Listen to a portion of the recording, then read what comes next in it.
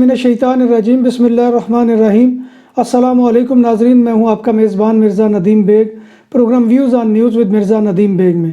ناظرین محترم، آج 26 جنوری 2021 ہے اور منگل کا روز ہے۔ منگل کے روز کے خبرنامے کے ساتھ آپ کی خدمت میں حاضر ہوں۔ جیسا کہ آپ جانتے ہیں کہ ہمارے خبرنامے میں اسپین، یورپ اور دوسرے ملکوں کی خبریں بھی شامل ہوتی ہیں۔ آج کی سب سے پہلی خبر اسپین سے ہے کہ اسپین میں وبا کے شروع ہونے کے بعد سے اب تک کرونا وائرس سے متاثر ہونے والے افراد کی تعداد 25 لاکھ سے تجاوز کر چکی۔ اسپین کی وزارت صحت نے جمعہ کو 93,822 نئے کیسز رپورٹ کیے۔ وبا کے شروع ہونے کے بعد سے یہ کرونا وائرس کی سب سے زیادہ تعداد ہے اور اس عرصے میں 767 اموات بھی ہوئیں۔ ان اموات میں ملک بھر میں اموات کی مجموعی تعداد 56,208 ہو گئی۔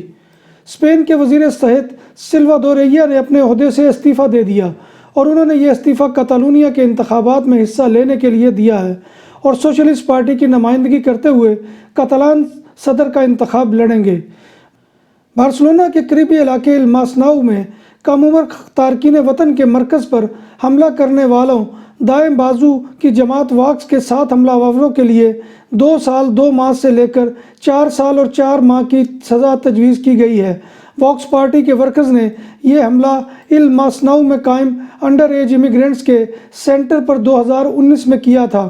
پراسیکیوٹر نے واکس پارٹی کے حملے کو انسانی حقوق کی خلاف ورزی قرار دیا ہے۔ اسپین کی نیشنل پولیس نے میڈرڈ میں ڈکیتیوں کے ایک گروہ کو ختم کر دیا جو نقب لگا کر 6 جولرز شاپ کو لوٹ چکا تھا۔ انہوں نے 7 لاکھ یورو مالیت کی چوری کی تھی۔ حراست میں لیے گئے ملزمان کی عمر 26 اور سے 38 سال کے درمیان ہے۔ پولیس نے 5 ملزمان کو میڈرڈ اور 1 ملزم کو آکرونا سے گرفتار کیا تھا۔ پولیس نے ملزمان سے زیورات، نقدی، گاڑیاں اور دیگر اشیاء بھی برآمد کی ہیں۔ اسپین میں کرونا وائرس کی ایک 85 سالہ مریضہ بظاہر اپنی موت اور پھر تدفین کے بعد واپس اپنے گھر لوٹ آئی۔ اس خاتون کے اہل خانہ کے مطابق اس کا 10 روز قبل انتقال ہو گیا تھا اور اسے 9 دن پہلے دفنا دیا گیا تھا۔ ہسپانوی دارالحکومت میڈرڈ سے ملنے والی رپورٹوں کے مطابق لا بوز دے گالیسیا نامی اخبار نے لکھا ہے کہ یہ خاتون شمالی اسپین میں زودے نامی چھوٹے سے شہر کی رہنے والی ہے اور وہ بزرگ شہریوں کی ایک رہائش گاہ میں مقیم تھی اور کرونا وائرس کا شکار ہو جانے کی وجہ سے ہسپتال میں زیر علاج تھی۔ اخبار کے مطابق یہ خاتون اور اس کا شوہر دونوں پینشنر ہیں اور ایک ہی اولڈ ہوم میں رہتے تھے۔ پھر جنوری کے وسط میں اس ہسپتال کی طرف سے جہاں اس مریضہ کا علاج ہو رہا تھا، اس خاتون کے اہل خانہ کو بتایا گیا کہ اس کا انتقال ہو گیا ہے اور اس کی تدفین اگلے روز کی جائے گی۔ خاتون کے لواحقین دکھی تو بہت تھے، تاہم کرونا وائرس کی وجہ سے نافذ سخت ضوابط کے باعث وہ روگیلیا بلانکو نامی اس خاتون کی تدفین میں شرکت بھی نہ کر سکے تھے۔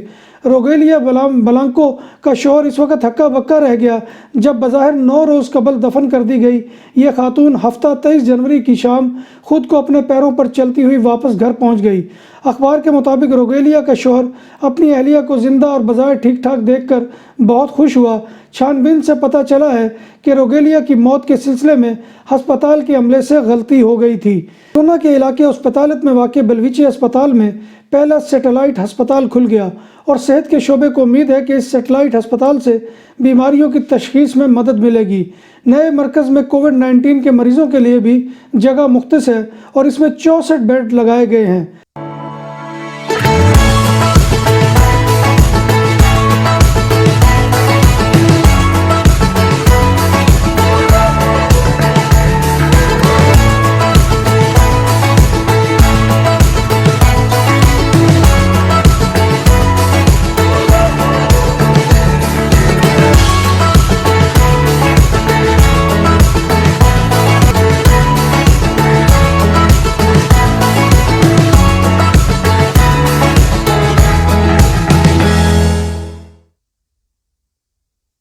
کتالان شہر سبادل میں ایک برہنہ یعنی ننگے نوجوان نے پولیس پر حملہ کرنے کی کوشش کی۔ پولیس نے اس ملزم کو گرفتار کر لیا۔ برہنہ نوجوان نے محلہ کمپامور میں موسس پر حملہ کی کوشش کی۔ یہ نوجوان برہنہ ہو کر پھر رہا تھا اور کرفیو کی خلاف ورزی کر رہا تھا۔ بارسلونا کے قریبی شہر بادیا دے بائیس میں ایک 94 سالہ خاتون کی نعش ایک گھر سے ملی جس کو تشدد کے ذریعے ہلاک کیا گیا۔ تھوڑی دیر بعد پولیس نے اس خاتون کے قتل میں ایک 48 سالہ شخص کو گرفتار کر لیا۔ تفتیش سے پتہ چلا ہے کہ ملزم اس معمر مقتولہ کا اپنا بیٹا ہے۔ کے شہر بارسلونا میں پولیس موسس دے اسکواڈرا نے 32 سالہ کولمبین نیشنلٹی کے حامل شخص کو گرفتار کر لیا، جس پر 5 جنسی زیادتیوں کا الزام ہے۔ پولیس کو جمعہ کی رات کو اطلاع ملی تھی کہ ساریہ کے کائیے گرباسی میں 2 خواتین کو ریپ کیا گیا ہے۔ دونوں وارداتوں میں ملزم ڈیلیوری مین بن کر آیا تھا۔ پولیس نے شہریوں سے اپیل کی ہے کہ اگر کوئی اس شخص کا وکٹم بنا ہے تو وہ پولیس سے رابطہ کرے۔ اسپین کے صوبے کاتالونیا کے شہر خرونا میں پولیس نے ایک نوجوان کو گرفتار کر لیا جس نے انسٹاگرام پر ایک 14 سال کی لڑکی سے رابطہ کیا۔ اس نوجوان کی عمر 27 سال ہے اور اس نے لڑکی کو وہ ایک فلیٹ کے اوپر بلایا اور بعد ازاں اسے زیادتی کا نشانہ بنا ڈالا۔ پولیس نے شکایت پر ملزم کو گرفتار کر لیا۔ برطانیہ میں ایک ایسے موقع پر جب کووڈ-19 کے سبب ہونے والی ہلاکتوں کی تعداد 1 لاکھ کے قریب پہنچنے کو ہے، مرنے والوں کے رشتہ داروں نے وزیر اعظم بورس جانسن کی اس بیماری سے نپٹنے کی حکمت عملی کو شدید تنقید کا نشانہ بنایا ہے۔ بورس جانسن نے ابتدا میں اس بیماری کے پھیلاؤ کو روکنے کے لیے لاک ڈاؤن لگانے سے انکار کر دیا تھا۔ برطانیہ میں کووڈ-19 کی وجہ سے اب تک 97,939 افراد کی جانیں جا چکی ہیں۔ برطانیہ دنیا بھر میں اس وائرس سے 5واں سب سے زیادہ متاثر ہونے والا ملک ہے۔ بنگلہ دیش نے بھارت میں ایسٹرازینیکا اور آکسفورڈ یونیورسٹی کی ویکسین بنانے والے ادارے سے کرونا ویکسین کی 50 لاکھ خوراکیں حاصل کر لیں۔ بنگلہ دیش نے بھارت کے سیرم انسٹی ٹیوٹ سے 3 کروڑ خوراکوں کی خریداری کا فیصلہ کیا ہے۔ بنگلہ دیش کی ایک کمپنی پیکسیمو فارماسیوٹیکل نے بھارت سے 50 لاکھ خوراکوں کی پہلی کھیپ وصول کی ہے۔ بنگلہ دیش میں بھی ویکسین سب سے پہلے فرنٹ لائن ہیلتھ ورکرز کو لگائی جائے گی۔